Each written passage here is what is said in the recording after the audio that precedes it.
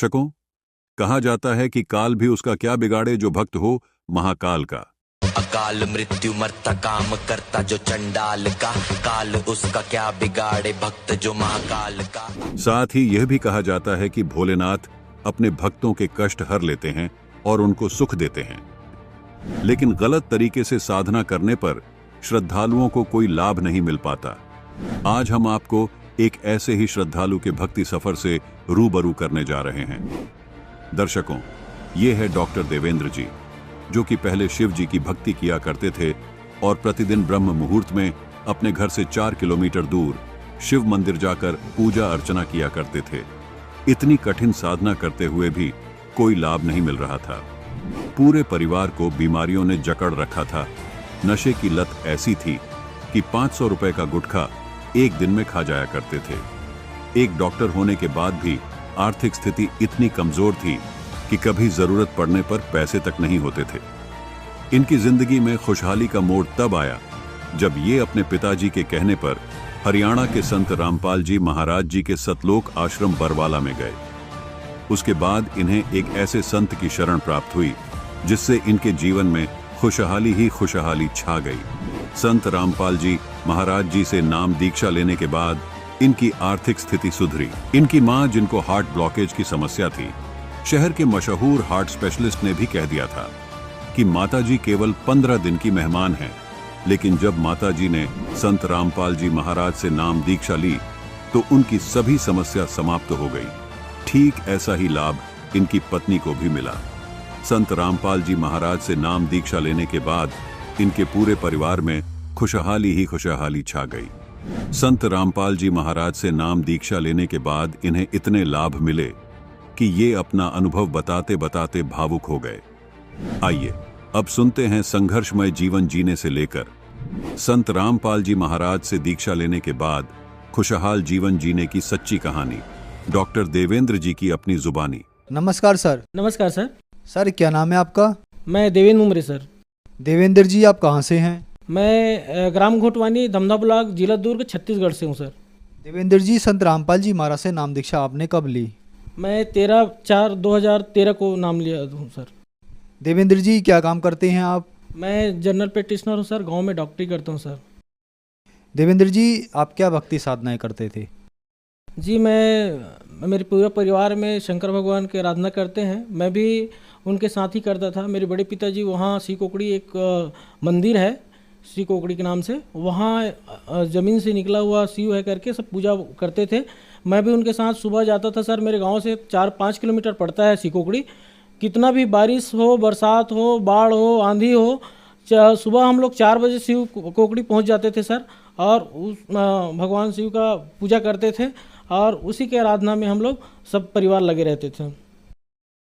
Sir, जैसे कि आपने बताया कि आपसे भगवान की पूजा करते थे, तो संत रामपाल जी महाराज जी को गुरु बनाने का क्या कारण रहा? सर, बहुत पहले मेरे पिताजी छत्तीसगढ़ के जो डॉक्टर साहब है तामाराम जी उमरे, वो सदगुरु रामपाल जी महाराज से नामदान लिए थे सर। तो उन्होंने हम सबको बार बार बोल रहे थे सर कि चलो, मुझे लगा कि चलो कम से कम घूम के तो आ जाते हैं।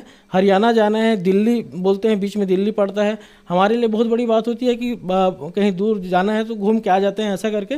तो उस समय मैं चला गया सर। और मैं जब आश्रम हरियाणा पहुंचा सर, तो उससे पहले दिल्ली में मेरी एक बुरी आदत थी सर। मैं गुटखा खाता था सर। पढ़ाई के जीवन में, जैसे मैं हाई स्कूल में था तो लत पड़ गई थी, तो मैं 300-400 रुपये का वो एक आरएमडी आता है, उसको मैं खाता था सर। आश्रम गया, संत रामपाल जी महाराज से नाम लिया सर। उसके बाद सर मेरी जो लतें थी गुटखा खाने की, वो मेरे याद ही नहीं रहा सर। और आज तक मैं उनकी सुगंध से मेरे को एक नशा और दुर्गंध आती है सर। तो आज तक मैं उस चीज़ से निर्विध हूँ सर।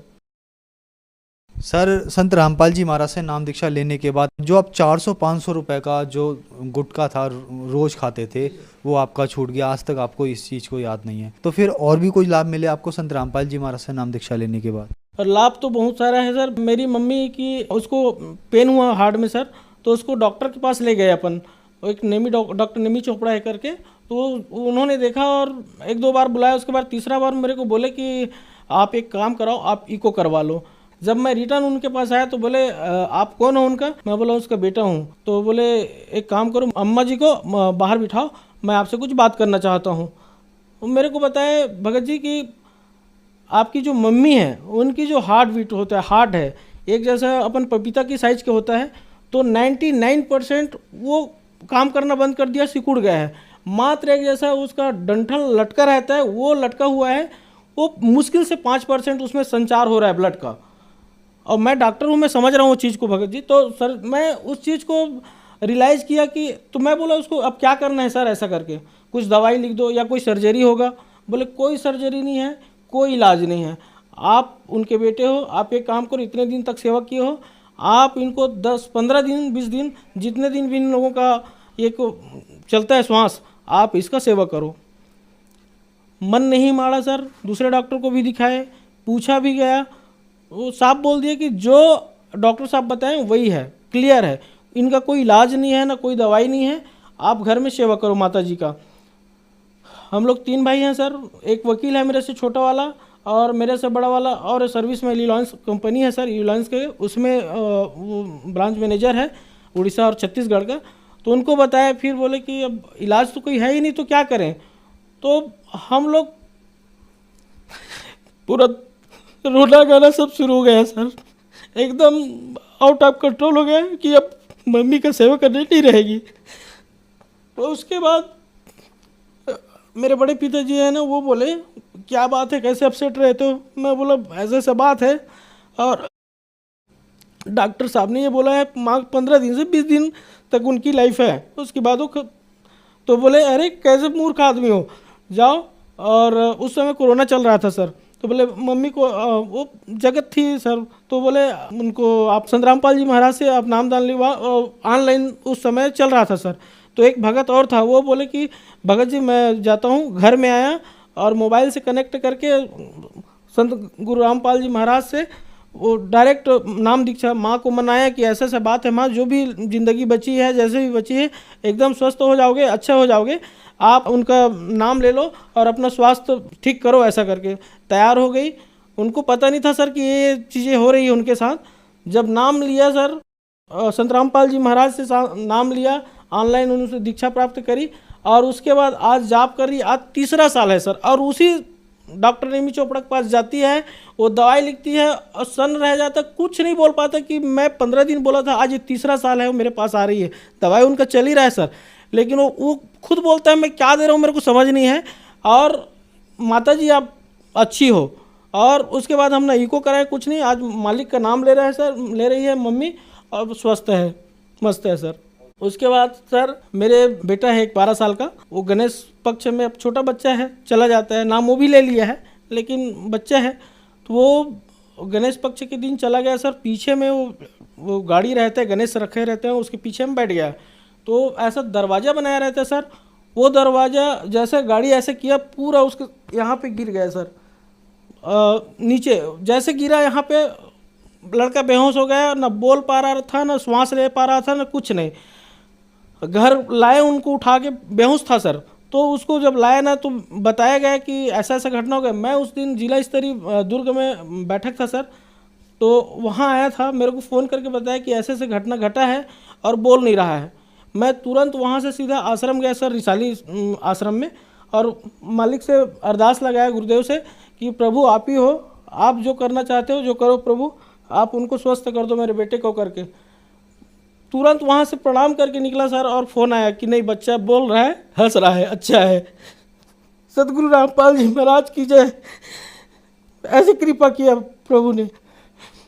और मेरी पत्नी की बहुत ज़्यादा सिर में दर्द होता था सर, उसको वो बाम, लाल बाम निकाल के सीधे आँखों में डालती थी, लेकिन वो शादी से पहले कि उसको वो पेन होता था हमेशा, कहीं जाती थी तो चक्कर आती थी, बस में सफ़र करने से या कुछ भी, तो ये चीज़ जब हुआ तो उनको भी मैं नाम लिवाया सर। मेरे बच्चे को ही माता टाइप का जो होता है वो आ गया, बुखार आ गया, खांसी आ गया, डॉक्टर के पास 6 बार ले गए सर, जो सर्जन है उनके पास 6 बार, खांसी रुक ही नहीं रहा था।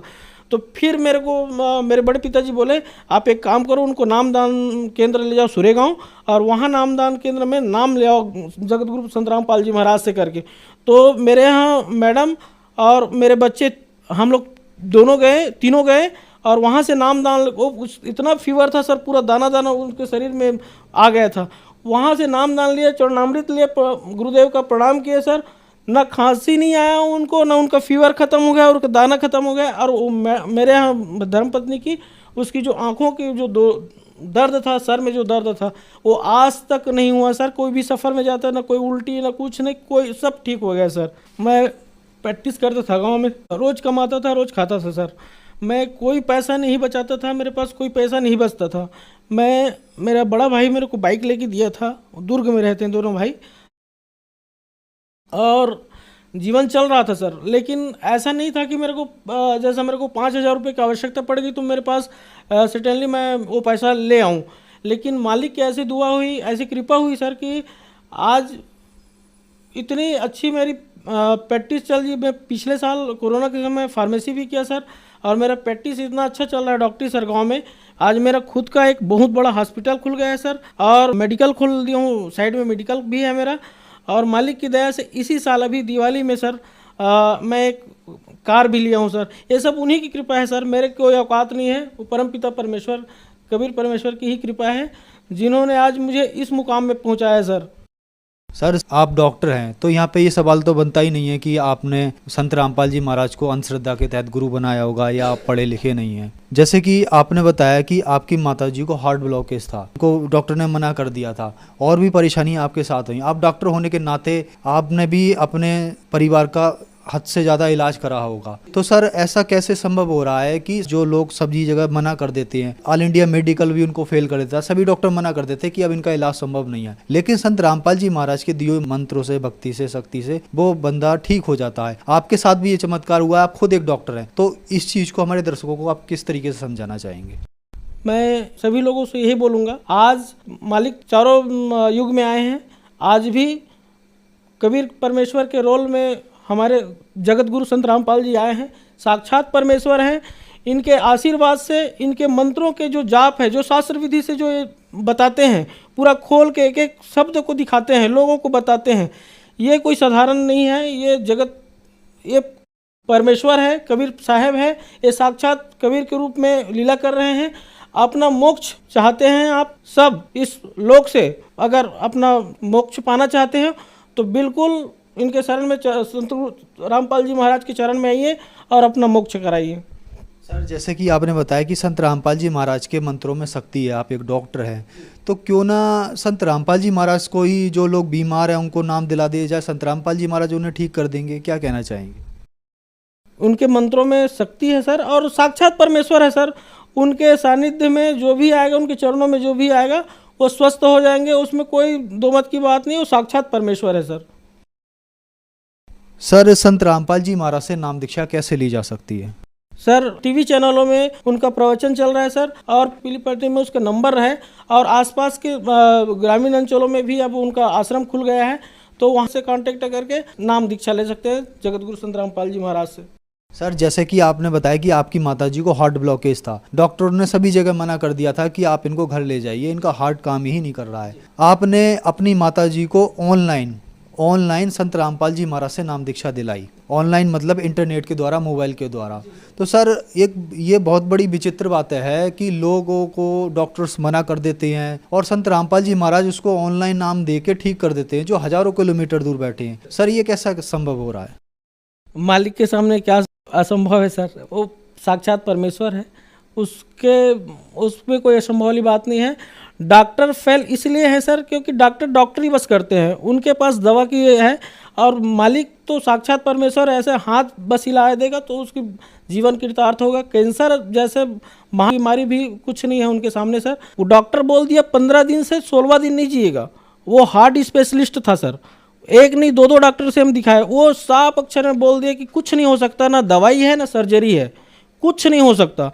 तब कहीं जाके हमारी माता जी को जब संत रामपाल जी महाराज की शरण में लिए, उससे दीक्षा लिवाए, तब जाके माता जी स्वस्थ है। मैंने दवा से बड़ा दुआ है, मालिक का आशीर्वाद है सर। डॉक्टर देवेंद्र जी, हमारे चैनल पर अपना समय देने के लिए आपका बहुत बहुत धन्यवाद। धन्यवाद सर। दर्शकों, अभी आपने सुना संत रामपाल जी महाराज से दीक्षा प्राप्त करके सुखी हुए भक्त के अनुभव। अब देखिए जगत गुरु तत्वदर्शी संत रामपाल जी महाराज के मंगल प्रवचन। जैसे कोई भयंकर बीमार हो और उसका रोग असाध्य रोग और गुप्त रोग हो, आसपास के डॉक्टर उसको इलाज से मना कर दे और कहें जाइए ऑल इंडिया इंस्टीट्यूट में अपना टेस्ट कराइए और इलाज कराइए, तो कितना बड़ा अधिकारी हो और कितना धनवान हो और कितना पोस्ट और जाति का भी उसके अंदर वो बना हुआ हो अफलातून, उससे में उसकी हवा निकल जाती है। जहाँ डॉक्टर कहता है यहाँ खड़ा होइए वहीं खड़ा हो जाता है, कहता है लेट जाइए लेट जाता है, कपड़े निकाल दिए तुरंत निकाल देता है, ये टेस्ट करा के लाइए वो तुरंत जाके खड़ा हो जाता है। उससे में उसको अपनी जान दिखाई देती है, वो पद नहीं। तो पुण्यात्माओं, जब आप सत्संग के अंदर आओ सतलोक आश्रम बरवाला में, ऐसे आना चाहिए जैसे एक बालक आया करते हैं, एक रोगी आता है। यहाँ पद और पोस्ट और धन का जो है किसी प्रकार का भी अहम आपका विद्वान नहीं होना चाहिए। सेवादार कहते हैं यहाँ उठ भाई यहाँ बैठ जा, अच्छा भाई यहाँ बैठ जाऊंगा। अब ये सब आपके हित के लिए ही करते हैं। कोई कहता है यहाँ नहीं भाई वहां बैठ जा, अच्छा भाई वहां बैठ जाऊंगा। आप यहाँ खा लो बैठ कर, अच्छा भाई यहाँ खा लेता हूं। तो ऐसे विमान होना चाहिए। एक गुर्रा हुआ क्यों, अब यहां से उठा अब यहां बैठा रहा है, क्या तो हुआ। तो इस तरह की बातें भगत नहीं करा करते। ठीक है, नए नए आते हैं, कोई बोल भी देता तो उसके लिए हिदायत दी जाती है। कहते हैं संत मिलन को चालियो तजमाया अभिमान, और जो जो कदम आगे रखे ओ हे यज्ञ समा। कोई भी जहां से आप चल कर आए हो और वहां से यहां तक जितने भी आपके कदम बनते हैं, चाहे आप गाड़ी में आए हो और चाहे मोटर में आए हो, चाहे बस में आए हो या अपने व्हीकल में आए हो, वहां से यहां तक जितने भी कदम आपके बनते हैं, ये काउंटिंग भगवान के दरबार में। कहते उतना ही आपको यज्ञों का पुण्य मिल रहा है। एक यज्ञ करने में पैसा भी कितना समय लगता है। अरे तो इस प्रकार आपको यहाँ बुलाकर धनी बनाया जाता है। श्री कृष्ण जी ने कहा कि हे भगवान, आप तो अंतर्यामी हो महात्मा जी, और आप देख सकते हो 500 पांडव आज क्या हालत है इनकी, कैसी बेइज्जती हो रही है। करोड़ों आदमी जी में इनका जो के त्यों खड़े हैं, इनके सिर पर पाड़ने का करोड़ों रुपये लग गए हैं, पैसे लग गए हैं, और आप आज इनके अंदर झांक के देखो ये कैसे बेनम्र होए खड़े हैं, बेगी बिल्ली। ऐसे करो भगवान, हमारी जितनी भी ये वहां से चलकर आपके तक आने में बनी है कदमों की, आप 100 रख लो और बाकी हमारी झोली में डाल दो, हमारा उद्धार हो। कहते साधु भूखा भाव का, धन का भूखा ना। अर्जय कोई धन का भूखा हो, संत नहीं, वो साधु भी ना। तो परमात्मा तो उनकी आस्था देखना चाहते थे। तो परमात्मा ने कहा कि भीमसेन अखा जी, जब तो कति नो सीधा खड़ा नो होकर के हाथ जोड़ के कि मेरी ये सुमरणी उतार। माला थी, माला जो मन क्या वाली आप मंत्र करते हैं, खुट्टी का टांग रखी थी। अब पहलवान उठा और लग गया माला उतारन, उतरी नहीं, पसीना आ गया, खूब हंगा ले रहा। परमात्मा बोले रहा पहलवान तो डींग मारे था कि एक के मारू था 4 मरे थे, अरे ये माला ना उतरती तेरे पे। अपन आत्मा परमात्मा ये दिखाना चाहते थे इनका दिल डट जा। कोई है वस्तु, कोई है संत, वहीं उनका जो दिल भी डट गया, वह ताकत न्यारी है। परमात्मा ने हटका कि आजा खड़ा हो जाए इधर, और ऐसे हाथ किया था, अपने आप माला उतर कर मालिक के हाथ में आ गई बैठे बैठे के।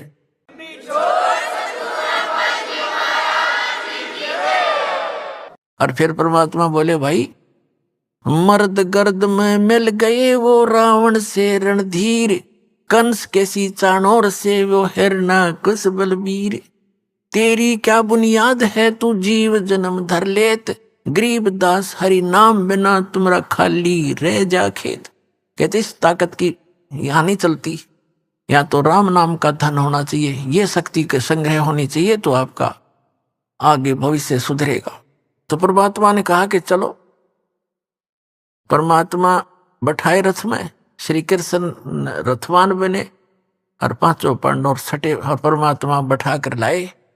अब वाल्मीकि जाति के व्यक्ति कैसे रहते थे, आदिवासी की तरह, कपड़े मैले कुचेले से, दाढ़ी बड़ी हुई, सिर की छोटे छोटे बाल पड़े और जूते टूटे हुए, धूल लगी हुई पैरों में, धोती सी बांध रखी, लपेट रखी, और यज्ञ के अंदर बैठे हुए मंडलेश्वर ऋषि, 9 मोटे मोटे पेटाले, और गल में जनेऊर तिलक लगा रखे, आसन न्यारे न्यारे ला रखे, जच के बैठे सारे 33 करोड़ देवता, 88,000 ऋषि, 12 करोड़ ब्राह्मण, 4 तिलक लगा के। जब कबीर साहब प्रवेश हुए तो सभी देख रहे हैं, और वो क्या कह रहे हैं आपस में कि इनके पाप ही इतने हैं, अब शंख कैसे बजे, इन घोर पाप कर रखे।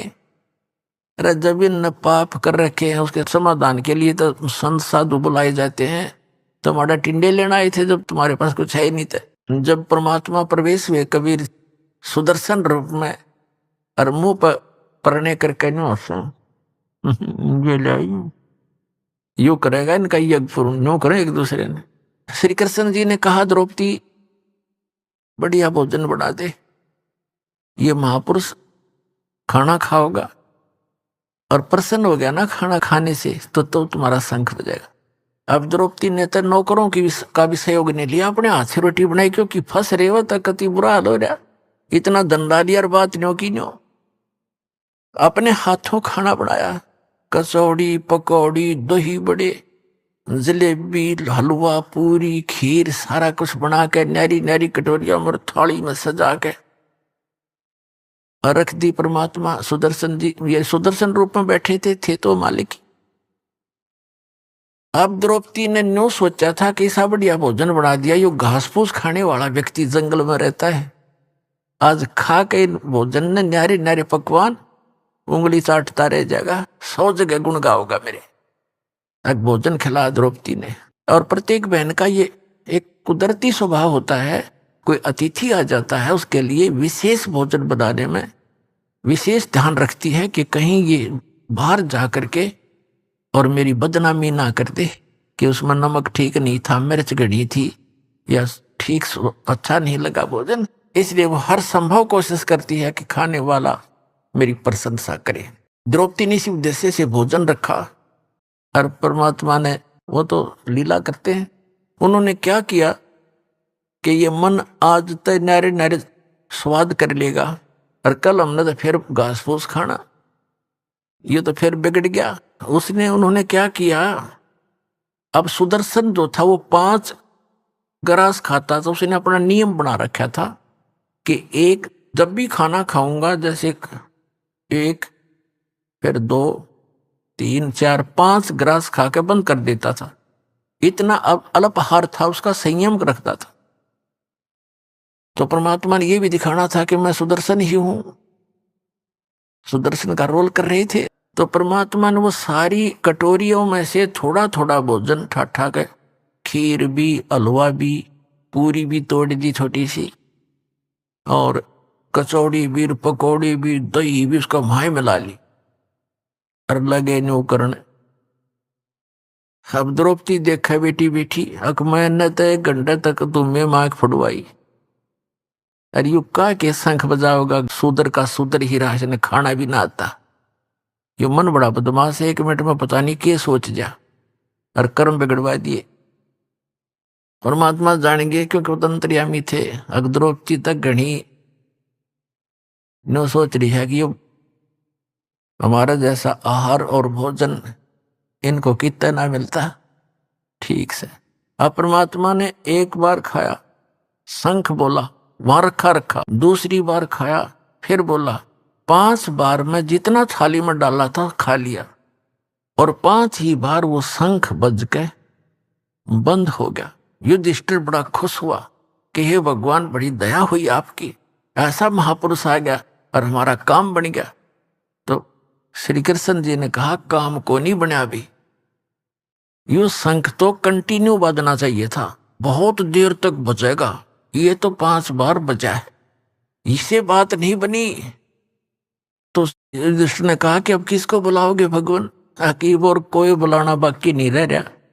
इस आपने के वाल्मीकि दिखाई दे है यो हरिजन सा, इसके एक बाल के बराबर ये 3 लोक नहीं है, इतना सिद्धि शक्ति युक्त है ये सुदर्शन। अब श्री कृष्ण जी भी बेसिक तो हम अंतर्यामी मानना थे, इतने अंतर्यामी नहीं थे, पर जो आभास जरूर था कि ताकत है इनके अंदर। तब श्री कृष्ण जी ने कहा कि अपने घर में कमी है कोई, वो देखेंगे। द्रौपदी बुलाई और द्रौपदी से कहा कि बहन, आप जी ने जब ये खाना खा रहे थे महात्मा, आपके मन में कोई दोष तो नहीं आया? सच्ची बताना अब, नहीं तो बात बिगड़ जाएगी। तो द्रौपदी ने सारी सच्ची बता दी कि महाराज मैंने 1 घंटे तक भोजन तैयार किया, नारे नारे आइटम बनाए, और मैंने ऐसे ऐसे सोचा था कि उंगली चाटता रह जाएगा महात्मा और बड़े गुण गाओगा मेरे। इन्होंने जब सारा इकट्ठा कर लिया तो मेरे मन में न्यू दोष आ गया कि यू शेडियल सा आदमी है, नहाना दौड़ा इसने, और ये इसने खाना भी ना आता है, किसके शंख बजाओगा? कृष्ण बोला, द्रौपदी तने तो भट्ठा बैठा लिया, तन्ने मोल ले लिया कि साधु को अपने घर बुला के तेरे पहचान किया इसने, आ करके तेरे घर का टूक खा लिया, तेरा तू धार करने के लिए आया था अपना। अब बोली कैसे? ये मन में सोच भी तेरे लिए पाप की भागी बन गई, एक और पाप लग गया तुझे। अब वह कांपेगी सारी कि साधु संतों के बारे में ऐसे नहीं बोला, सोचना भी ना चाहिए।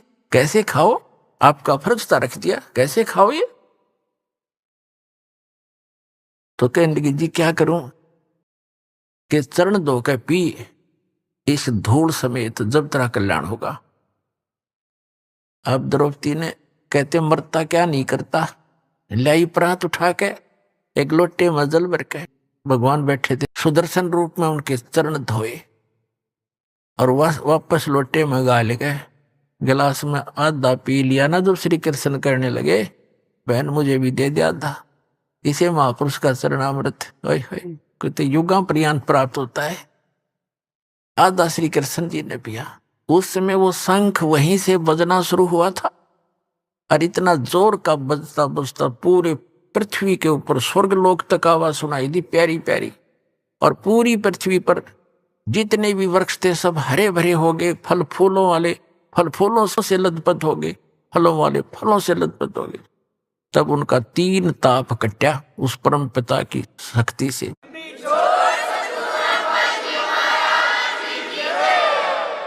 तुम कौन राम का जपते जापम, तात कटे ना तीनु तापम। समर्थ का सरनाग हो रंग होरी हो, कभू न हो एकाज राम रंग होरी हो। तो पुण्यात्माओं, सौभाग्य आपका, आपको ये सुख तो यहाँ फ्री में मिल लेंगे, क्योंकि हम वो 5 यज्ञ कर रहे हैं जो युधिष्ठिर पांडवा ने एक कई यज्ञ करी थी। आज आप देख रहे हो 5 दिन का समागम चल रहा है, और कई हजारों की संख्या में पुण्यात्मा परमात्मा की प्यारी आत्मा आई हुई। ये सभी भक्त हैं, सभी परमात्मा का सुबह उठते हैं, शाम दिन रात चर्चा करते हैं, घर पे जाते हैं, वहां भी इतना कोर्स दे रखा आपको भक्ति का, जैसे बालकों को सिलेबस न्यारा होम टास्क अलग से, तो इतना कोर्स दे दिया, इस बिना आपका उद्धार नहीं हो सकता। कभी आरती कर रहे हो, कभी नित्यनेम कर रहे हो, कभी रामायणी कर रहे हो, कभी प्रथम मंत्र, कभी सेकंड मंत्र, फिर वाणी पढ़ रहे हो, कहीं सेवा कर रहे हो, दान कर रहे हो। तो ये जितने भी साधु संत यहाँ आ रहे हैं, और यहाँ आपका दिया हुआ जो धन है वो आपको बहुत लाभ दे रहा है, करोड़ गुना आपको फल यहाँ देगा और मोक्ष प्राप्ति होगी। ये एकमात्र स्थान इस पृथ्वी पर, यदि कोई शास्त्र अनुकूल साधना और मोक्ष मार्ग है, सतलोक आश्रम बरवाला जिला हिसार हरियाणा में, जो आपको प्राप्त हुआ, आपका सौभाग्य है। और भक्ति करते रहो।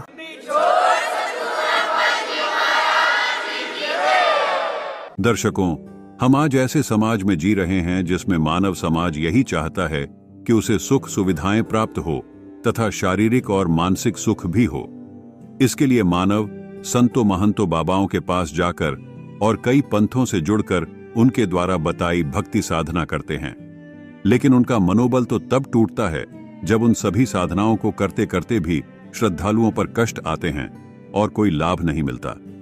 कारण है अधिकारी गुरु यानी सतगुरु का न होना। आज हम आपको एक ऐसे श्रद्धालु का सच्चा अनुभव सुनाने जा रहे हैं जिसे सुनकर आपके होश उड़ जाएंगे और आप सोचने पर मजबूर हो जाएंगे कि क्या पूर्ण गुरु बनाना इतना ही जरूरी है।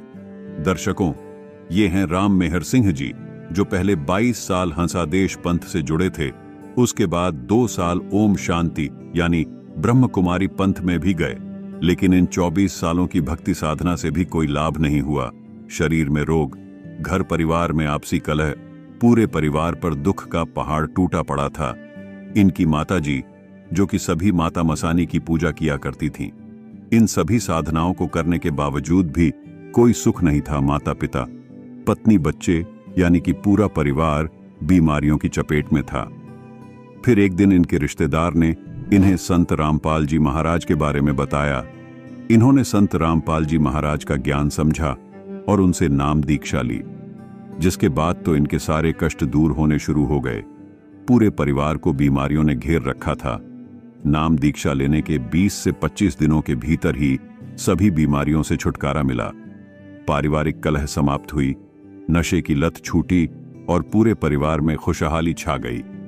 संत रामपाल जी महाराज से नाम दीक्षा लेने के बाद इनको इतने सारे लाभ हुए कि ये आज भी अफसोस करते हैं कि काश पहले ही संत रामपाल जी की शरण मिल जाती तो जीवन के 24 साल भटकना न पड़ता। आइए अब सुनते हैं संघर्षमय जीवन जीने से लेकर संत रामपाल जी महाराज से दीक्षा लेने के बाद खुशहाल जीवन जीने की सच्ची कहानी राम मेहर सिंह जी की अपनी जुबानी। नमस्कार सर। नमस्कार सर। सर क्या नाम है आपका? राम मेहरदास सर। राम मेहर जी, आप कहाँ के रहने वाले हैं? गाँव मुहाना जी, जिला सोनीपत, हरियाणा से जी। सर संत रामपाल जी महाराज से नाम दीक्षा आपने कब ली? ये जी सितंबर का महीना 2017 में जी।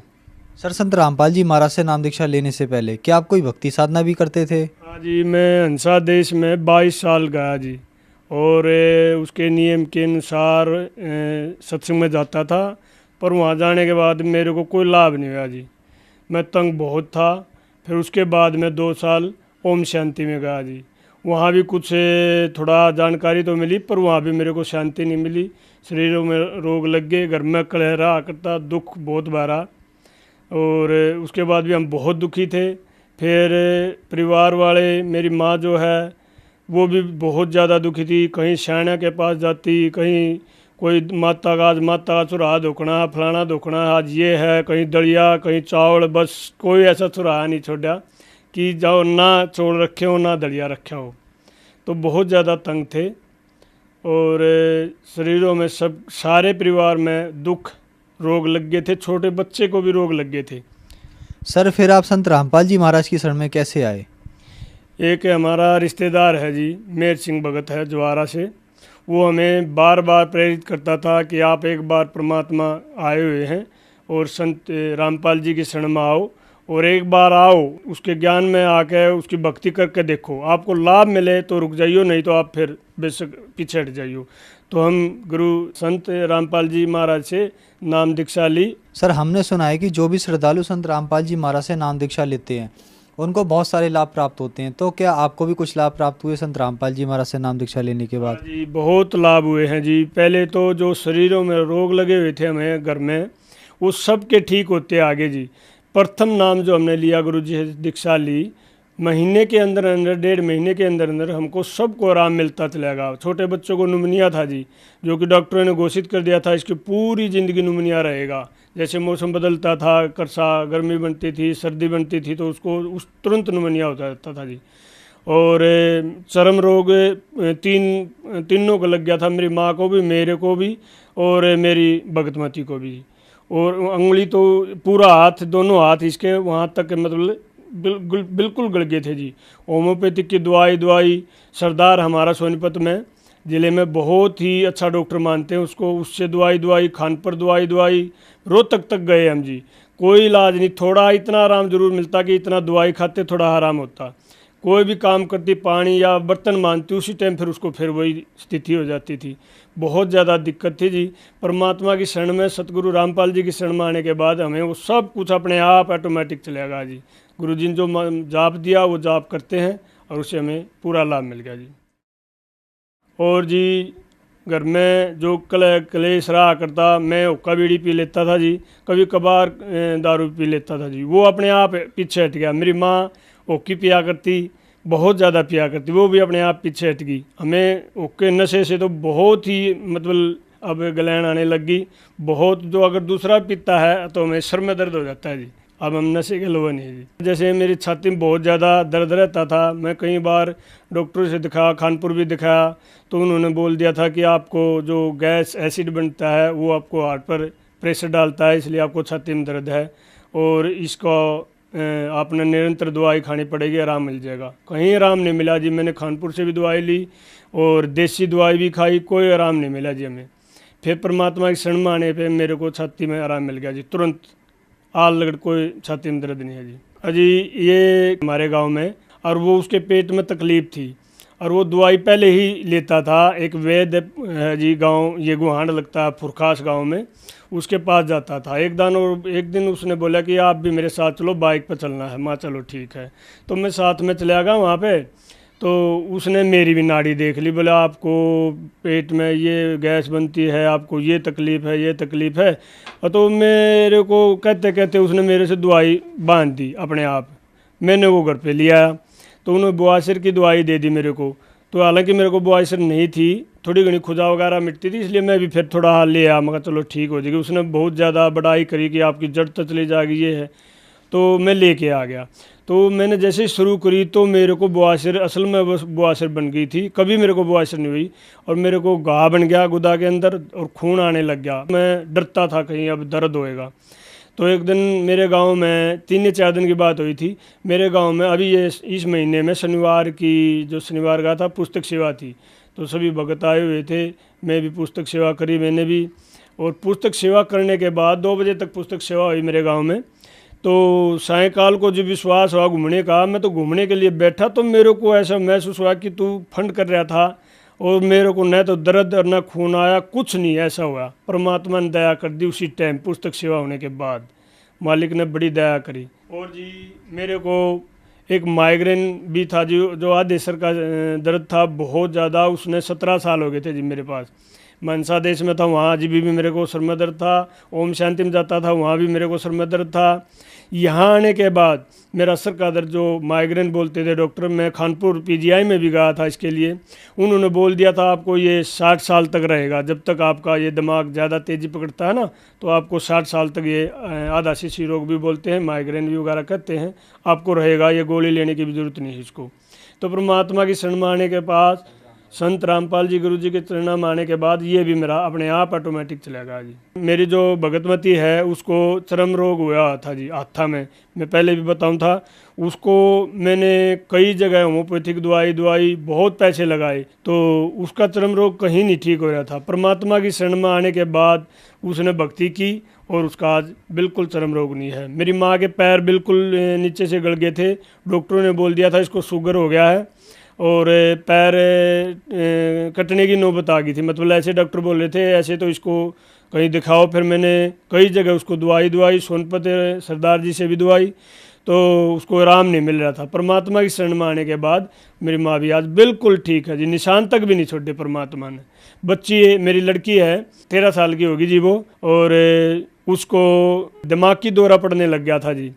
और सभी पड़ोस में ये कहने लगे थे कि आपकी लड़की को दिमागी दौरा पड़ गया, इसको दिखाओ। मैंने सीधा जी रोहतक पीजीआई में ले गया और परमात्मा की शरण में आए हुए थे, उसकी अरदास लगवाई, मालिक दया करियो परमात्मा। संत गुरु रामपाल जी के आदेश आए थे कि परमात्मा दया करेंगे, परमात्मा भजन करो और सब ठीक हो जाएगा।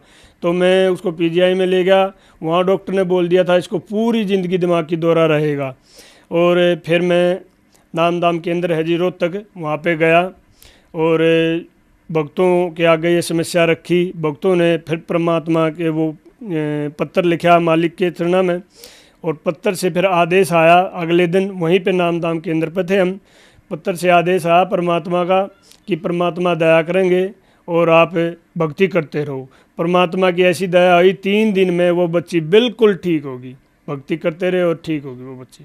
सर, संत रामपाल जी महाराज से नाम दीक्षा लेने के बाद आपको बहुत सारे लाभ प्राप्त हुए, तो जो श्रद्धालु आज आपको देख रहा है, आप उन्हें क्या कहना चाहेंगे? बस ये मैं यही कहना चाहूँगा कि जो भी भगत समाज है, जो भी परमात्मा को मानते हैं, सच्चे दिल से एक बार परमात्मा सतगुरु रामपाल जी की किताब पुस्तक जो है वो पढ़ें, सत्संग सुने, उसकी वाणी सुने, उनको एक बार देखो क्या कह रहे हैं वो समझो। कि जो कहते हैं मन, ये जो अपने आप जो भक्ति करते हैं, जिन्हें अपने विचार से ये कहीं कहीं ठेका ठा रहे, इतने पंथ चल रहे हैं, इनमें सब मनगढ़ंत बातें हैं। जो सच्ची भक्ति होती है, जो सच्चा प्रेम परमात्मा का होता है, वो हमें सुख देगा, दुख नहीं देगा। अच्छा, सच्ची भक्ति जो करता है, जो सच्चे मंत्रों से जाप करता है, परमात्मा तो तुरंत अड़ लेता है। फिर परमात्मा उन और पंथों में जाते हैं, उन पंथों में लाभ नहीं हो रहा, क्यों वहाँ पे रुके हुए हैं। एक बार नुका अगर खोजी प्यारा है, परमात्मा ने तो खोजी प्यारा है, खोजी तो बनो, कम से कम खोजी बनो, जानकारी लो। कोई चीज़ कहीं से कुछ मिलती है तो आदमी कहीं न कहीं दूर से दूर जाता है, भाड़ा लगाता है, पैदल चलता है अपनी चीज़ लेने के लिए।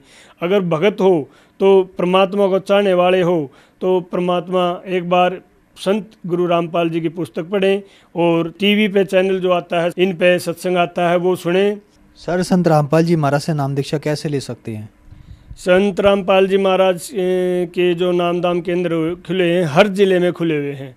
और जो भी भगत इस सत्संग लेना चाहता है, नामदान लेना चाहता है, आपने जैसे आप आजकल मोबाइल पे हैं, मोबाइल पे भी वेबसाइट पे देख सकते हैं। कहीं भी अपना जो नामदान नज़दीक है, ज़िला है, उस पे आप नंबर नोट कर सकते हैं और उस नंबर पे आप फ़ोन कर सकते हो। आपकी पुस्तक भी घर पे आएगी और आपका जो नामदान केंद्र नज़दीक पड़ता है, आपको पूरा एड्रेस दिया जाएगा।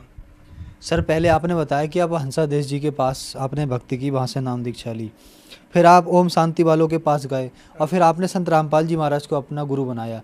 कहते हैं गुरु नहीं बदलना चाहिए, गुरु बदलना पाप है, क्या कारण है, क्या सच्चाई है इसके पीछे?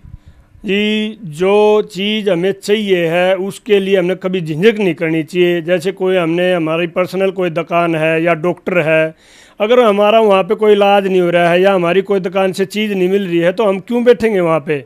हम अपनी दुकान बदलो या डॉक्टर को बदलो, ये चीज़ हमें नहीं देखनी, हमने लाभ लेना है।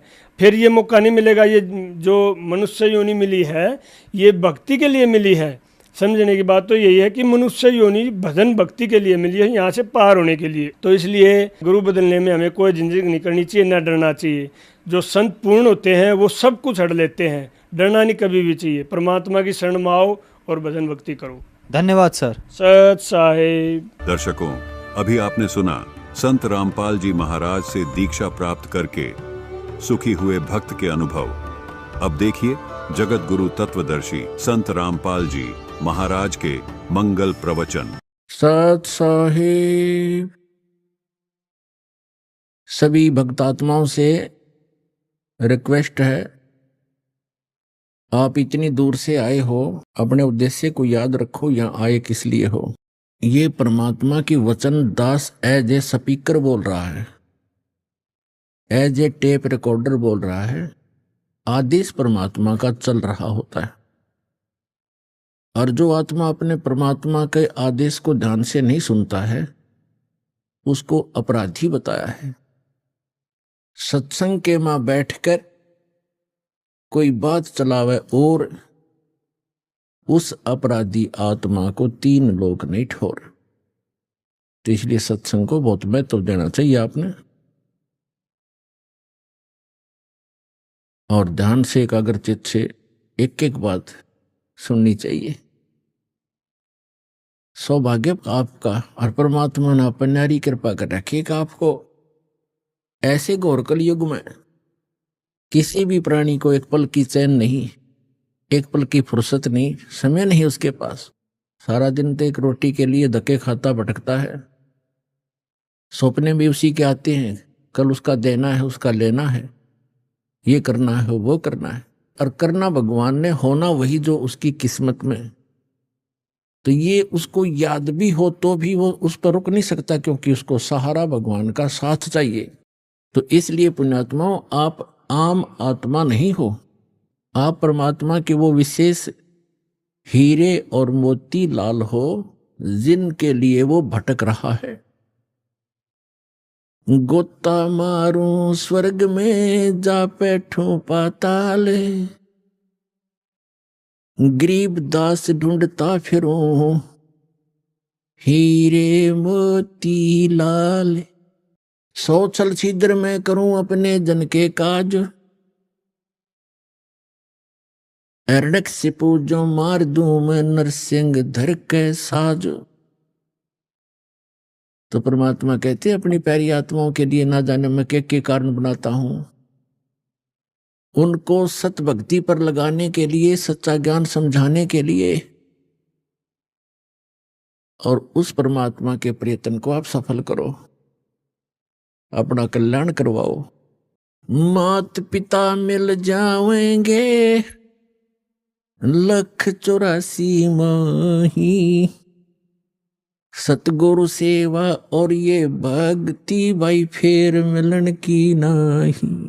जिस भी शरीर में आप जाओगे, पशु के शरीर को प्राप्त करोगे, वहां भी आपको फादर मदर मिल जाएंगे। आप गधे की योनि पाओगे, उसमें भी माता पिता मिल जाएंगे।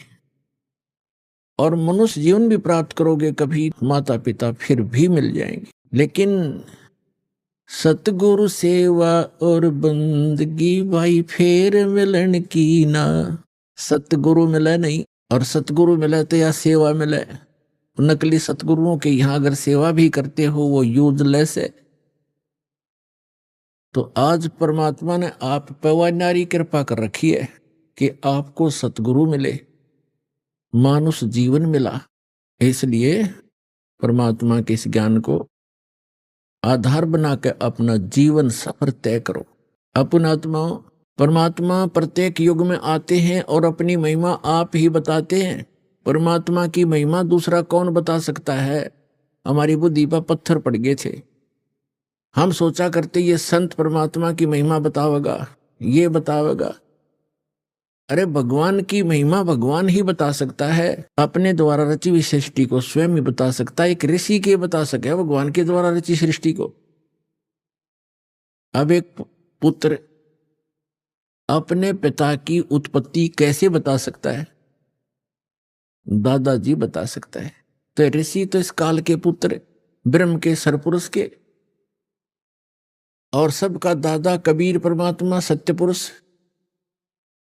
तो उस दादाजी ने आकर हमें बताया है, जो सबका दादा है, सबका बाबा है। गुरु नानक जी ने तो यहां तक कहा है, अगर कोई बाबा कहने का अधिकारी है तो कबीर है। ये समुद्र की साखियों में प्रमाण है। अगर कोई बाबा कहलाने का अधिकारी है तो कबीर साहब है। आलम बड़ा कबीर। तो पुण्यात्मा, सौभाग्य आपका, आपको ये ज्ञान सुनने को मिल रहा है। अभी तक तो आप अज्ञान से ठोक रखे थे। अब बताओ हम क्या साधना करते थे हिंदू धर्म के अंदर जन्म लेके। इन काल के ऋषि, महर्षियों, आचार्यों और शंकराचार्यों द्वारा दिए गए ज्ञान के आधार से हम कौन सी पूजाएं किया करते थे, आप सभी को मालूम है। ये दास भी वो भुगत भोगी है। कुछ तो देखम देखा, कुछ परंपरागत साधनाएं, और कुछ किसी सिर फेरे संत ऋषि के ज्ञान विचार सुनकर, पुस्तक पढ़कर, या किसी भाई साथी बहन सहेली से सुनकर हम वही क्रियाएं करने लग जाते थे। कोई गोवर्धन की फेरी के लिए कहता, हम वहां भी चले जाते। कोई अमरनाथ के दर्शन के लिए प्रेरित करता, हम तैयार हो जाते, क्योंकि हमें भगवान की आवश्यकता थी। और कोई पंथ केदार के लिए प्रेरित करता, उन 500 केदारों के भी दर्शन के लिए जाते। कोई पशुपति नाथ के लिए कहता, हम नेपाल भी जाते। कोई सोमवार का व्रत बताता तो हम वो भी करते। कोई मंगलवार के लिए प्रेरित करता, हम मंगलवार का व्रत भी प्रारंभ कर देते। पुण्यात्माओं, हमें अध्यात्म ज्ञान नहीं था, यह लोक वेद था। तो परमेश्वर ने स्वयं आकर के एक संत भक्त, और परमेश्वर तो वो थे ही, और एक सतगुरु, इन सब की भूमिका की।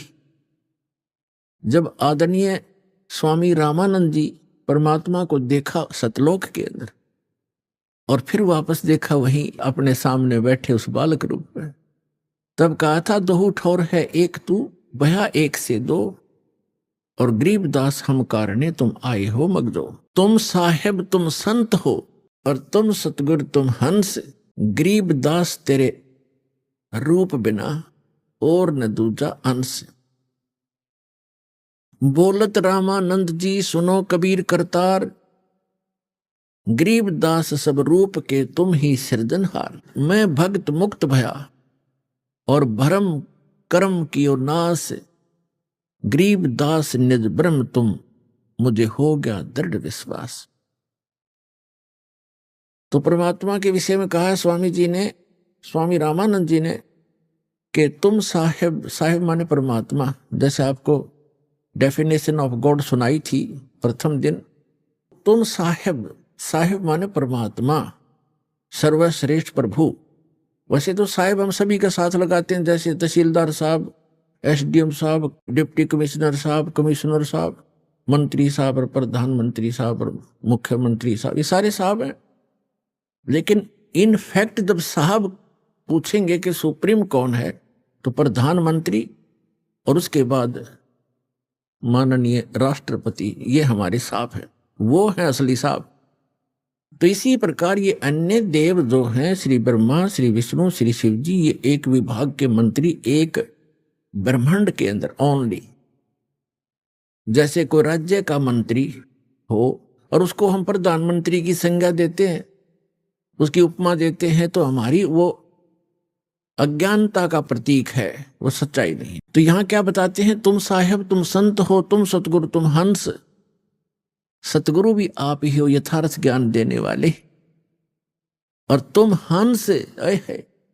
एक भक्त का रोल, यानी एक भक्त ने कैसे रहना चाहिए, कैसी उसकी दिनचर्या हो, कैसा व्यवहार हो, कैसे उसका आचरण हो, कैसी बोली हो, और कैसे वो रह रहा हो, कैसे निर्वाह करता हो, उसके लिए परमात्मा कहते हैं, राज्य क्रमता राम की, रजा धरे जो शीस, दास गरीब दरस परस तिन बैठे जगदीश। कि जो परमात्मा ने आपके प्रारब्ध में लिख दिया, उसके आधार से आप जीना सीखो। प्रारब्ध का मतलब है कि जैसे आप जी को कोई अच्छे घर में, अच्छा घर हम मानते हैं जिसका घना धन हो, कोई अच्छी पोस्ट हो उसकी, ठीक है, आपके संस्कारवश आपका कहीं ऐसा जन्म है, तो ये ना भूलना चाहिए कि आप चाहे कितने धनी व्यक्ति या कितने ही मंत्री, प्रधानमंत्री के घर जन्म आपका, आपको उतना ही स्थान चाहिएगा सोने और घूमने फिरने और क्रिया करने के लिए, जितना एक निर्धन जहां गुजारा कर रहा है। एक मकान में 20 कक्ष हों ऊपर नीचे, तो उस व्यक्ति ने एक ही कक्ष में, एक रूम में, एक तख्त पर, बिल पलंग पर, उतने स्थान पर टाइम पास करना है। तो परमात्मा ने हर तरह से हमें समझाने की चेष्टा की है। और परमात्मा पाने के लिए किसी को ये भ्रम हो कि धनी लोग जो घना दान धर्म करते हैं और उच्च जाति के हैं, पहले ये भ्रमना, ये भ्रांति बहुत ज्यादा थी कि ब्राह्मण लोग ही मोक्ष प्राप्ति करते हैं, यही ऋषि महर्षि बनते हैं, इनके वंशज ही ऋषि महर्षि बनते हैं। तो परमात्मा ने ये सारी फड़क निकाली थी, ये सारी भ्रांतियां निवारण करने के लिए एक गरीब जुल्हे की भूमिका की थी कि परमात्मा के भक्त को घड़ी आवश्यकता नहीं होती, और जब आवश्यकता होती है तो परमात्मा से वो छुपा नहीं होता, उसको सब पता होता है। जैसे हम कथाएं सुना करते थे, अब तो आपको ज्ञान हो गया है कि परमात्मा जो परमेश्वर है वही सब कुछ करता है। कबीर साहिब ही सब दुख दूर करता है। लेकिन हम जिस भी इष्ट की स्तुति जहां बोल रही होती है, हम सभी उसकी पूजा करते हैं और मानते रहते हैं कि ये हमें सुख दे रहा है, और सब कुछ कर रहा होता है कबीर भगवान, क्योंकि वो ही गीता अध्याय नंबर 15 के श्लोक नंबर 16 और 17 में 3 पुरुष हैं, क्षर पुरुष और अक्षर पुरुष। इनके विषय में बताया कि ये खुद विनाशवान है, इनके अंतर्गत जितने प्राणी वो विनाशवान है। उत्तम पुरुष है तू अन्य 17वें श्लोक में कहा। और ये लोग तरम अविश्य विवर्ती अवैश्वर है, वही सबका धारण पोषण करने वाला है, वो परम अक्षर ब्रह्म। इन दोनों से न्यारा सरपुरुष तो ये ब्रह्म है जो गीता का ज्ञान देता, श्री कृष्ण में प्रवेश करके। सरपुरुष जो है इसको सरब्रह्म भी कहते हैं, ज्योति निर्जन काल भी कहते हैं। ये केवल 21 ब्रह्मांड का स्वामी, और अक्षर पुरुष 7 संग ब्रह्मांड का स्वामी है। और परम अक्षर ब्रह्म गीता अध्याय नंबर 8 के श्लोक नंबर 1 के उत्तर में अर्जुन को गीता ज्ञानदाता कहता है कि वो परम अक्षर ब्रह्म है, वो तत्व ब्रह्म जो गीता ज्ञानदाता से अन्य और सुप्रीम गॉड है, कंप्लीट गॉड है। तो गीता अध्याय नंबर 15 के श्लोक नंबर 17 में कहा कि उत्तम पुरुष तू अन्य परमात्मा इति उदाहरत है। और ये लोग तरम आविश्य विभर्ती अवैश्वर है, वो तीनों लोकों में प्रवेश करके सबका धारण पोषण करता है, इंक्लूडिंग ब्रह्मा विष्णु महेश की भी वही आपत्ति निवारण करता है। जैसा कि आपको कल बताया था कि समुद्र पर जो पुल नहीं बन रहा था वो परमात्मा आए थे, क्योंकि वो भी उनके बच्चे हैं। चींटी से लेकर हाथी तक, रंग से लेकर राजा तक, देव से लेकर महादेव तक, निरंजन और दुर्गा तक उसी के बच्चे हैं। अपने बच्चों को वही संभालता है। अब जो दास आज प्रसंग सुना रहा है आपको, अब हम भगवान से मांगते हैं धन और परमात्मा बने थे कति निर्धन, जुल्हा कपड़ा बनकर अपना टाइम पास करते थे। वो हमें परमात्मा पर विश्वास करना सिखाने के लिए ये भूमिका कर रहे थे। यदि आप मुझ पर ऐसा विश्वास करोगे मेरे वचनों पर, तो मैं तुम्हारा हर समय साथ दूंगा। जो जन मेरी शरण है ताका हूं मैं दास, और गेल गेल लाग्या फिरूं जब तक धरती आकाश। कहते पीछे पीछे फिरता, जो बच्चा गऊ की नजर में यूं साईं को संत, वो भक्तों के पीछे फिरे भगत वत्सल भगवंत। अब दास ने आपको बताया कि जब आप परमात्मा पर निर्भर हो जाओगे उस समय परमात्मा कहते हैं यदि आपको किसी वस्तु की आवश्यकता होगी तो मैं आपसे दूर नहीं, क्योंकि मुझे सारा पता है आपको किस समय किस वस्तु की आवश्यकता पड़ेगी। परमात्मा कहते हैं कि जिन तुम पे और मन में नहीं विश्वास, परमात्मा का विश्वास नहीं तो व्हाट इज यूज, उस भक्ति का यूज नहीं है। अब हम जैसे पुरानी कुछ अपनी कथाएं थी उनमें से साथ लेते हैं, वो भी भ्रमित ज्ञान था, उसको सुचारू करते हैं। अब जैसे एक नरसी नाम के सेठ थे, मेहता थे, और वो बड़े धनवान थे। 56 करोड़ की संपत्ति थी उनके पास, 56 करोड़ की संपत्ति, आज से लगभग 500-600 वर्ष पहले। और कंजूस इतना था कि चवन्नी खर्च नहीं करे, दान भी करना भूल गया। और ये माया जब बढ़ जाती है ये इंसान को दबा लेती है। परमात्मा कहते हैं इस माया को अपने ऊपर ना रखो, इसके ऊपर रहो। मोटरसाइकिल को सिर पे नहीं उठाना चाहिए, उसके ऊपर बैठकर चलना चाहिए। वो मोटरसाइकिल को सिर पर रखे हुए था, तो वह उसकी मूर्खता थी। परमात्मा ने उस दलदल से उस प्यारी आत्मा को निकालना था। और नरसिंह जी श्री कृष्ण जी के परम भक्त थे और दान करना बिल्कुल छोड़ दिया था। 56 करोड़ उसकी संपत्ति थी और साथ में उसकी हुंडी चलती थी। हुंडी माने जैसे आजकल बैंक हैं और बैंकों में ड्राफ्ट बनाए जाते हैं। यहां बैंक में पैसा जमा करा दो, जिसके नाम ड्राफ्ट हो वही ड्राफ्ट को कैश करेगा। उसको चाहे रास्ते में कोई छीन भी ले, उसके साइन के बिना वो कैश नहीं करेगा, वो होगा ही नहीं कैश। तो इसलिए वो पैसे साथ ना ले जा करके ड्राफ्ट ले जाते, कागज सा होता है, चेक सा, और अगले बैंक में उसको जमा कर दिया जाता है। फिर वो वेरीफाई करके उसको कैश करते हैं। ऐसे हुंडी होती थी।